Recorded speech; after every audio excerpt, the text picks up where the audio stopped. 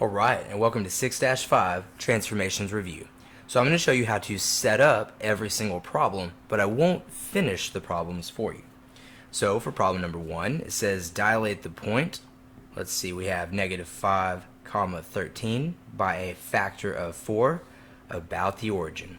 Well, whenever we dilate about the origin, basically we're saying this. We're saying that x, y is going to go to kx, ky. Alright, and what do we know about k? K is the scale factor. Alright, so k is that scale factor of 4 in this case. So what would you do? You'd say this. You'd say, okay, you know what? We have our big set of parentheses here. Our scale factor is 4, and we're going to multiply it by the original x value and the original y value. So this is my original x value, -5, my original y value, 13, and if I go ahead and multiply those two things, then I will go ahead and get my final answer. Alright, plug it into a calculator and you'll be done. Alright, let's move on to our second problem. Okay, for problem number 2, it says which of the following sets of points represents the reflection of quadrilateral ABCD over the x-axis. Well, if you will recall, the x-axis will take x, y, and we actually change the y value when you flip over the x-axis to become x, y. And so we'll just do one point together. Let me just pick one at random here. Let's take a look at point C. So we see that C is at 18, 2, and C prime would be at the 18 stays the same, comma, but our 2 goes from being a positive to being a negative. Alright, so there is C prime.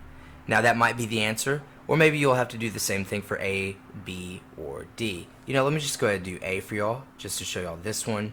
Here we have 15, -9. That goes on to be A prime. And let's see. Remember the 15 stays the same, and the -9 flips sign to become a +9. If either one of those is not the answers, then just repeat the process for B or D. Alright, let's move on. Okay, for problem number 3, it says rotate the following points 90 degrees clockwise. Okay, so I want you to, of course, imagine that we have our XY axis, and there is quadrant 1, quadrant 2, here's quadrant 3, and here's quadrant 4. Remember, guys, going 90 degrees clockwise is really taking us to the right. Now, why is that so important? Because going 90 degrees to the right, the way I like to think of this, is our x, y. Whenever it's 90 or 270, will always flip, but you have to change the sign of one of them, and if it's actually going 1 unit to the right, you'll always change the sign on the right after they flip. Okay? So that's how I know which sign to change, the one on the right in the final answer. So let's go ahead and take just the point 5, 8. So here we have 5, 8. And let's do this in 2 steps. First, let's flip it, 8, 5. And then whatever's on the right, we change the sign. So a +5 becomes a -5. If you repeat this process for 6, 4 and -3, 8, you will find your answer. Alright, let's move on to problem number 4. Okay, for problem number 4, the quadrilateral shown below is being dilated by about point A by a factor of 3. What is the y value of the point that gets dilated into quadrant 2? Okay, so the first thing we have to know is, let's see, here is quadrant 1 and here is quadrant 2. So really and truly, this question is asking you, after you do these dilations on these points, which one is going to be here in quadrant 2 in the top left? Well, you'll notice these points will always go in kind of a straight line. So for instance, I'm going to make a prediction here. If we were to go from A to point C, and then we were to do this by a scale factor of 3, well, this looks roughly like it's like 1 length, and then there would be 2 lengths. So you can see there's 1, 2, 3 lengths overall. Well, it looks like that new point would actually be in quadrant 1. So we really shouldn't try and dilate point C. If anything, I think if you look at point B, there's 1, 2, 3 lengths, and so it looks like quadrant or point B, or B prime, will be the point that gets dilated into quadrant 2. Alright, so with that being said, let's go ahead and tackle this. We know that our formula is going to be, let's see, H plus T parentheses, X minus H,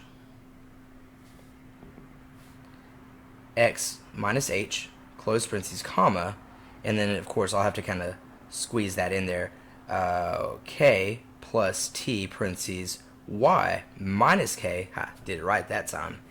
And so let me just help you get this set up. So it says is dilated about point A. That means that our point A will be our H comma K. We see here that point A is at -6 comma -2. Alright?